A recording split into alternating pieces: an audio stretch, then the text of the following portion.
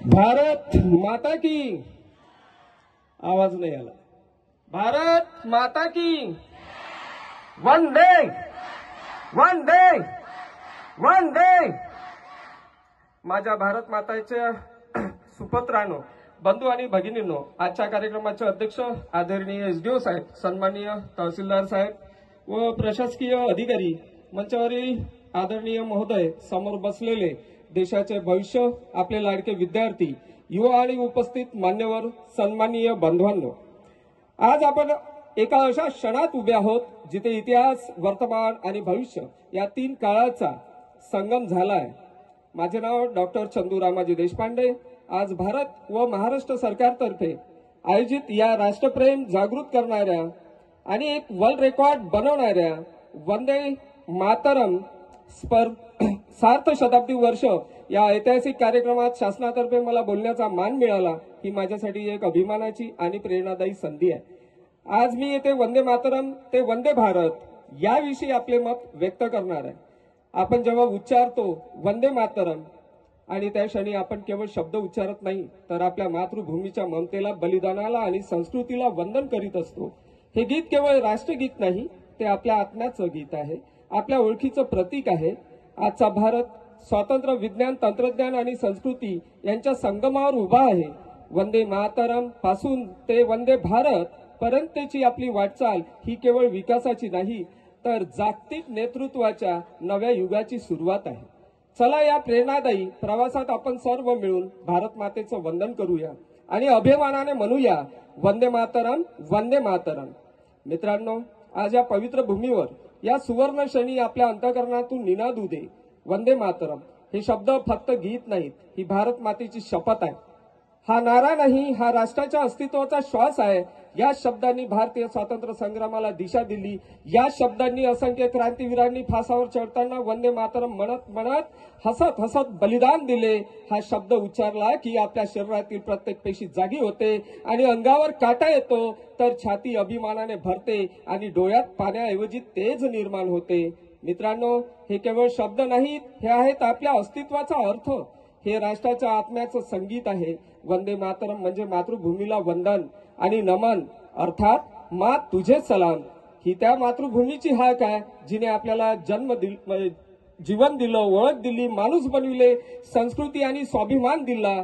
आपण आज ज्या भूमीवर उभे आहोत त्या भूमीच्या कणाकणात असंख्य बलिदानाची, तपश्चर्येची आणि संघर्षाचे पावित्र्य आहे। ही तीच भूमी जिथे श्रीरामाने धर्मासाठी युद्ध केले, बुद्धाने करुणेचा संदेश दिला, तर गांधींनी अहिंसेचा प्रकाश पसरवला आणि शिवबाने स्वराज्य निर्माण केले। वंदे मातरम हा शब्द म्हणजे त्या सर्वांच्या स्मृतीचं एकत्रित रूप, ती आपली संस्कृती, ती आपली चेतना, तीच आपली ओळख। जननी जन्मभूमीश्र स्वर्गादपी गरीयसी म्हणजे जन्मदाती माता आणि जन्मभूमी दोन्ही स्वर्गापेक्षा महान आहेत। मित्रांनो, युरोपीय राष्ट्रांमध्ये, विशेषतः भांडवलशाही राष्ट्रांमध्ये औद्योगिक क्रांती घडून आली आणि त्यांना औद्योगिक क्रांतीसाठी कच्चा माल आणि पक्क्या मालासाठी बाजारपेठची आवश्यकता भासू लागली। हा काळ होता इसवी सन 1500-1600चा। त्या औद्योगिकरणाकडून ते व्यापारवादाकडे वळले आणि त्यांचा डोळा गेला आशिया आफ्रिका खंडाकडे।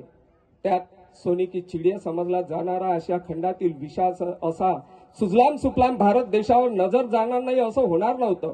या युरोपीय राष्ट्रांनी भारतामध्ये येऊन व्यापार सुरू केला। इसवी सन 1600ला इंग्रजांनी ब्रिटिश ईस्ट इंडिया कंपनी आपल्या भारतामध्ये स्थापन केली। हळूहळू या देशात व्यापारासाठी आलेले हे युरोपीय राष्ट्रापैकी डच, फ्रेंच, पोर्तुगीज यांचा बंदोबस्त करून वाणिज्य क्रांतीला सुरुवात केली। इसवी सन 1600 ते 1757 पर्यंत नुसता इंग्रजांनी व्यापाराचा देखावा केला। आपल्या समृद्ध प्रदेशातील कच्चा माल इंग्लंडला घेऊन गेले व त्यांच्या कंपनीत तयार झालेला पक्का माल आपल्या मस्तकी मारत गेले। देशाला आर्थिक दृष्ट्या अंतर्गत कारभारात पोखरत गेले आणि पाहता पाहता व्यापारी बंगालमध्ये इसवी सन 1757ला वाणिज्यवादातून वसाहतवादाकडे वळला। प्रथम इंग्रजांनी 1757ला प्लासी, 1764ला बक्सार जिंकून घेतले आणि पाहता पाहता 1765 पासून दुहेरी शासन व्यवस्था या भारतामध्ये लागू केली आणि तैनाती फौज, कायम धारा, रयतवारी, महालवारी अशा टॅक्स सिस्टम, जे टॅक्स वसुलीच्या अशा अनेक लुटारू पद्धती राबून या देशाची मनसोक्त लूट करून आपल्या भारताला दारिद्र्याच्या खाईत लोटले. राष्ट्रवादाच्या, एकतेच्या व शिक्षणाच्या अभावी तथा आपल्या संस्कृतीने संयम जो पाळणे शिकवले तो पाळता पाळता आपण गुलाम होत गेलो. बंगाल ते महाराष्ट्र, दिल्ली म्हणजेच काय तर पूर्व, पश्चिम, उत्तर, दक्षिण चारही बाजूने इंग्रजांनी आपल्या भारतावर साम्राज्य विस्तार केला आणि आपल्या भारताला गुलाम बनवले आणि मनात येईल तेवढी लूट, मनात येईल तसा अन्याय अत्याचार करणे सुरू केले. तेथून 1757 नंतर तेथून अगदी 100 वर्षांनी म्हणजेच 1857ला त्याच बंगालमध्ये क्रांती ज्योत पेटली व स्वातंत्र्य संग्रामाची ठिणगी पेटली. झाशीची राणी लक्ष्मीबाई हिने पुकार दिला, मैं मेरी झाशी नहीं दूंगी. तिच्या तलवारीच्या टोकावर आत्मसन्मान झळकायला लागला. भारताच्या स्वातंत्र्य संग्रामात प्रथमच कोणत्या स्त्रीने ब्रिटिशांना ललकारले होते यात महाराष्ट्र सुद्धा मागे राहिलेला नाहीत. आपल्या सर्वांना माहिती आहे की महाराष्ट्र देशाची कर्मभूमी राहिलेली आहे. तात्या टोपे असो, नानासाहेब असो, त्यांच्या माध्यमातून बंगालमधून पेटलेली ही ठिणगी उत्तर भारतामध्ये पसरत गेली आणि ब्रिटिशांच्या विरुद्ध आता स्वातंत्र्याची गर्जना सुरू झाली. येथूनच मोठ्या प्रमाणात देशात सुशिक्षितांचा, समाजसुधारकांचा, क्रांतीवीरांचा नवीन वर्ग तयार होऊ लागला.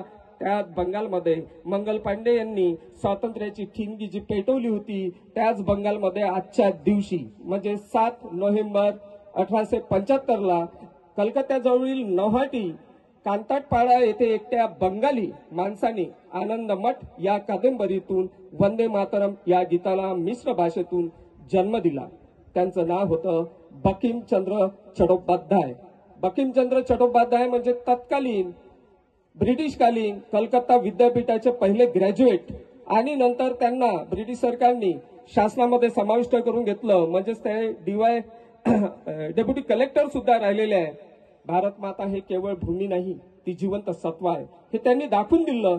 वंदे मातरम 1882ला वृत्तपत्रामध्ये प्रसिद्ध सुद्धा झालं. या गीताने गुलाम भारतात नवचैतन्य सुद्धा आणले. खरी गर्जना झाली ती 1896ला कलकत्ता येथील भारतीय राष्ट्रीय काँग्रेसच्या अधिवेशनात रवींद्रनाथ टागोर यांनी वंदे मातरम ही गीत प्रथमतः गायले आणि तेव्हाच तो स्वातंत्र्याचा जयघोष होता व इंग्रजांच्या गुलामगिरीत खितपत पडलेला भारत जागा झाला. त्याच क्षणी भारताने स्वतःचा आवाज शोधला, एक असा आवाज जो अन्यायाविरुद्ध उठला आणि जगाला सांगितलं आम्ही झुकणार नाही. वंदे मातरम हा क्रांतीचा मंत्र बनला. पाहता पाहता 1905चा काळ वर्ष आपल्या भारताच्या मस्तकी आलं. लॉर्ड कर्झन सारख्या नालायक इंग्रज अधिकाऱ्याने 1905ला डिवाइड अँड रूल या दडपशाहीचे धोरण आखून गुन्ह्या गोविंदाने एकोपाने राहणारे हिंदू आणि मुस्लिम यांच्यात बंगालची फाळणी करून फूट पाडली व सक्के भाऊ पक्के वैरी केले व अखंड भारताचे डोळे उघडले. दंगली पाहून बंगाल रक्ताची होळी खेळू लागला. परंतु मारणारा येतो तर तारणारा पण येतो, हीच आपली संस्कृती. 20 ऑगस्ट 1905ला कलकत्ता येथील टाउन हॉलमध्ये बंगाल फाळणी निषेधार्थ सभेत वंदे मातरमची गर्जना झाली व पुढे हे शब्द स्वातंत्र्याचे प्रेरणास्त्रोत बनले. राम कृष्ण बौद्धाची भूमी जागी झाली. अरे त्या काळात जेव्हा शाळांमध्ये, रस्त्यावर, सभामध्ये हे गीत गायले जाई तेव्हा ब्रिटिश अधिकारी थरथर कापत असत, कारण त्यांना ठाऊक होतं वंदे मातरम हे 2 शब्दांनी संपूर्ण साम्राज्य हलवण्याची ताकद आहे. आपल्या भारत भूमीच्या प्रत्येक कणात, प्रत्येक श्वासात वंदे मातरम आगाज करू लागलं. वंदे मातरम म्हटलं की झोपलेला भारत जागा होऊ लागला, जागा झालेला भारत चालता झाला, चालणारा बोलू लागला वंदे मातरम. आणि एक नवीन वादळ तयार झाले आणि विविधतेने नटलेले या देशात जाती, धर्म, प्रांत, भाषा अशी विविधता नष्ट करून एकत्र येऊन भारत माताच्या स्वातंत्र्यासाठी लढण्यास तयार झाले व खऱ्या अर्थाने इथेच भारतात एकता व राष्ट्रवाद उदयास आला. विद्यार्थी, कामगार, स्त्रिया, बालक सर्वांच्या ओठावर एकच मंत्र वंदे मातरम हे गीत विद्रोहाचं प्रतीक बनलं. त्या गीताने राष्ट्रभक्तीला दिशा दिली आणि गुलाम मनाला जागवलं. वंदे मातरम एक ज्वाला म्हणून उदयास आली. त्या काळात ब्रिटिश साम्राज्याची छत्रछाया सर्वत्र होती, पण बंकिम बाबूच्या या गीताने जागृतीचा अग्नी पेटवला. प्रत्येक हृदयात देशभक्तीचे दीप जळू लागले. शाळांमधून, चौकामधून, क्रांतिकारकांच्या ओठावरून फक्त एकच स्वर घुमू लागला वंदे मातरम. हीच प्रेरणा पुढे लाल बाल पाल, नेताजी सुभाषचंद्र बोस, लोकमान्य टिळक, महात्मा गांधीजी, अरविंद घोष या सर्वांना दिशा देणारी ठरली. वंदे मातरम उच्चारण्यास बंदी होती, पण आमच्या वीरांनी भीतीला नमते घेतले नाही. विद्यार्थी रस्त्यावर उतरले, सैनिकांनी ध्वज हातात घेतला, स्त्रियांनी घर सोडून मोर्चे काढले, फक्त एका स्वप्नासाठी, स्वतंत्र भारतासाठी. फासावर चढताना क्रांतीवीरांच्या ओठावर सुद्धा शेवटचा शब्द होता वंदे मातरम. ब्रिटिशांच्या या अन्याय अत्याचारी जुलमी राजवटीला तोडून मोडून काढण्यासाठी आणि स्वातंत्र्याचं आंदोलन छेडण्यासाठी लोकमान्य टिळकांनी या देशाला चतुसूत्री प्रोग्राम दिला. स्वराज्य, स्वदेशी, राष्ट्रीय शिक्षण आणि बहिष्कार. आणि देशात लाल बाल पाल सारखी त्रियत्री नेतृत्व करू लागली. पुढे अॅनी बेझंटच्या नेतृत्वात होमरूल चळवळ देशात गर्जना करू लागली. देश इंग्रजांना ललकारू लागला. पाहता पाहता भारतामध्ये या चळवळीला दाबून टाकण्यासाठी रॉबर्ट ऍक्ट सारखा काळा कायदा या ब्रिटिशांनी जन्माला घातला. पण शांत लढ्यातही रक्त सांडलं जालियनवाला बागेत. निर्दोषांचा संहार झाला आणि त्या दिवशी भारताच्या भूमीने रक्ताच्या प्रत्येक थेंबाला शपथ दिली, ही गुलामी आता टिकणार नाही. भारत पेटून उठला. अशातच या देशाचा बलाढ्य नेतृत्व 1 ऑगस्ट 1920 अनंत काळात विलीन झालं. ते म्हणजे होतं लोकमान्य टिळक. आणि त्यांच्या मृत्यूनंतर भारतात सुरू झाले सत्य आणि अहिंसा तत्वावर आजन्म अतूट विश्वास आणि कर्म करणाऱ्या गांधी युगाला. गांधीजीनं सांगितलं, माझा